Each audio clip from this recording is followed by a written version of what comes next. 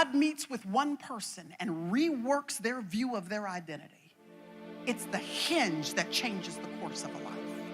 That he came to just meet with you, that if he can shift your perspective of who you are, if he can make you start lining up your thinking, your perspective, and your behavior to match up with who he has called you to be, it's going to change the course of your whole life.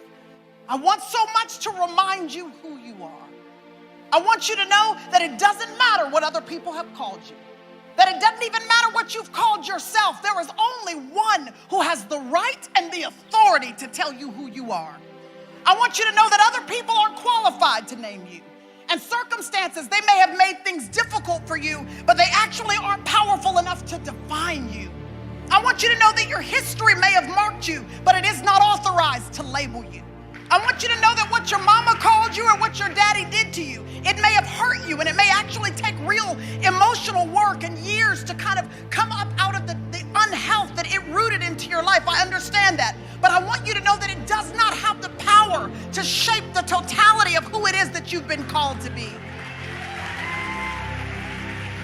And then when we surrender all of who we are, physically and in our personality, when we surrender all we are to God and place faith in his son, Jesus Christ, and give him our body and our personality to be used as tools, as instruments for his glory, well, now the Holy Spirit of God takes up residence on the inside of us.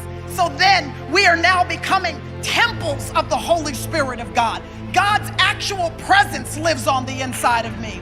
That means that with his presence in me, well, now I'm an overcomer is what I am. I'm an overcomer.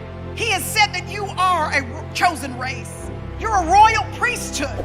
You are a person that has been redeemed and chosen, adopted, and qualified. You are not a mistake. You are not an afterthought. You are not a liability. You have been created in the very image of God. That means every aspect of your physicality. It means the skin you're in. It means the hair texture that is on your head. It means the structure of your body. Every unique aspect of your physicality and my physicality has been made in the very image of God.